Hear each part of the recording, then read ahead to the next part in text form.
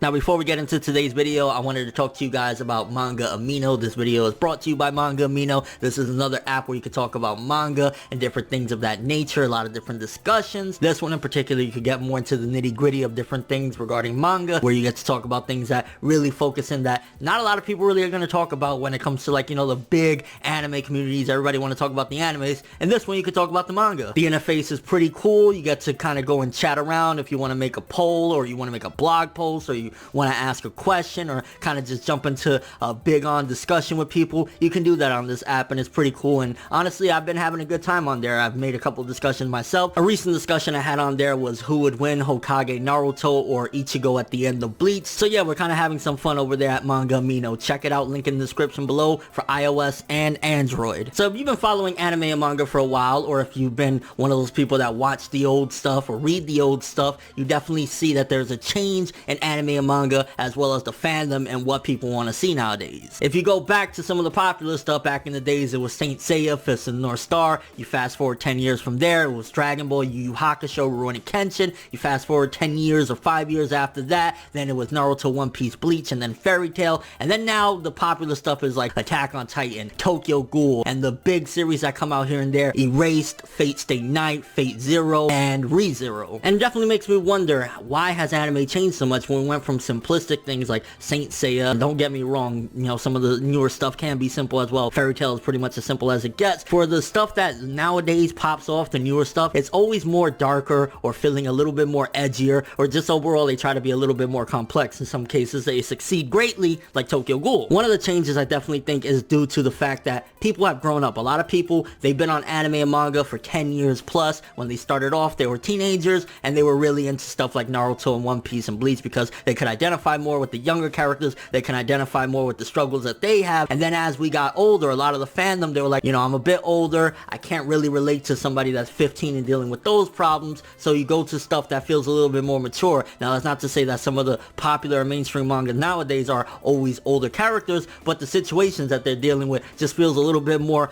grounded to reality, but at the same time dramatic and darker, and kind of just gives you a little bit more of a slice of life that isn't necessarily all easygoing. Things aren't always gonna go, you know, the hero gets it all at the end. And that's definitely one of the reasons why I think series like Attack on Titan, Tokyo Ghoul, ReZero, Erased are blowing up more so than, you know, the popular shonen. If you look at nowadays, there's not many big shonen that are blowing up anymore. I think that time really has not necessarily completely passed, but it's not the big thing anymore. It's not where you're gonna have that popular shonen where the main character is fighting evil and gets power-ups and things like that. That's not the big thing like it used to be anymore, because again, people have grown older, and some studios, for example, that you see suffering from this case that they don't understand, and it's kind of similar to like Nintendo, is like Toei Animation. They don't understand that people have kind of grown and you need to, you know, mature with your audience, which is examples why series like World Trigger and stuff like that kind of bomb, because they take a series that it already is kind of a shonen series, and then on top of that they do a horrible job, and they're just kind of stuck in that time period. And that's no shot at World Trigger, that's just giving you an example that Toei Animation hasn't grown with the times. Which leads me to another point, is that with the digital age, the internet age, where everybody wants everything really nice and pretty, people want it to be crisp, they want the best quality possible, and they want it right now. I think with the internet age, people have gotten to the point where they want everything really quick right now, and that's probably why a lot of these series, if they don't have the first couple episodes or the first couple chapters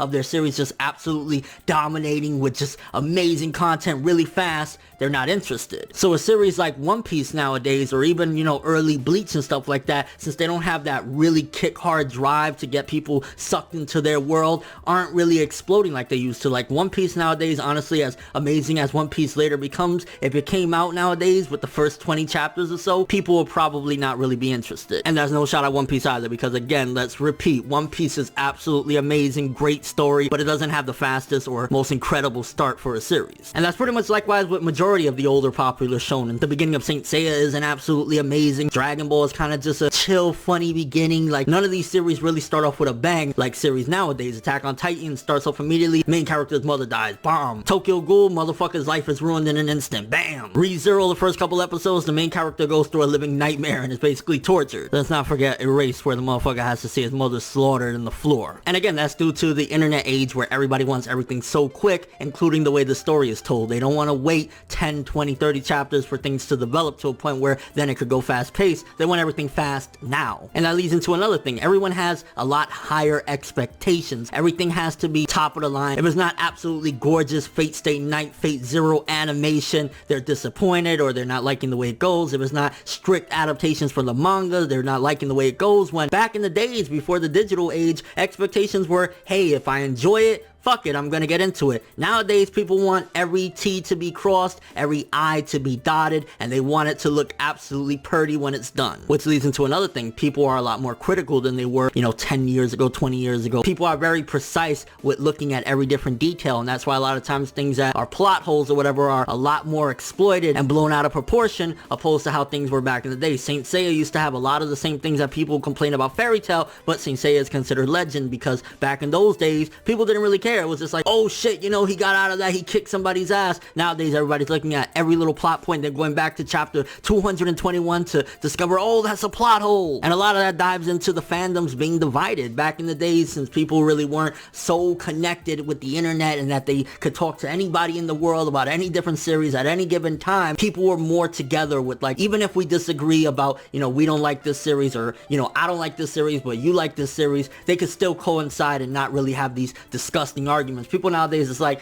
I can talk to Jim, John, and Jack. Fuck you. You don't like Naruto? Go kill yourself. And I think that's a lot of reasons why the anime and manga fandom has changed so much over the years. Age, the internet, the digital age, higher expectations, and people being a lot more critical. Does that mean that anime and manga has gotten better or worse? I think it's just changed. I don't think that it's gotten neither. I don't think that things are a lot better because there's some classic stories of the past. Again, you go back, Rurouni Kenshin, Yu Yu Hakusho, Dragon Ball, all those great stories and stuff like that. And we have great stories now. It's just catering to a more older demographic, and that's what's popular now, is the older demographic catering shows. But let me know what you guys think about this. If you've seen a lot of different series, or you've seen a few different series from different eras, what do you think is the reason why things have changed so much, and why anime and manga has changed in a sense of, like, people now want things fast. They want it quick. They want a really banging start. They want everything to be just absolutely perfect. Is it the higher expectations? Do you think it's the digital age? Or is it everything combined? And your overall thoughts of this topic, something that's kind of been on my mind for a while, just seeing the fandom and how much it's changed. Even in the past 6 years since I've been on YouTube, I've seen a lot of changes, and I imagine in the next 6 years there'll be even more changes. But thanks for watching. Hope you enjoyed. If you liked anything I had to say or enjoyed the video, drop me a like. I'd greatly appreciate it. And if you want more from me, make sure to subscribe. Follow me on Twitter, Instagram, and stalk my Facebook to get more when the video ends. I'm ForneverWorld, and as always, people, have an awesome day.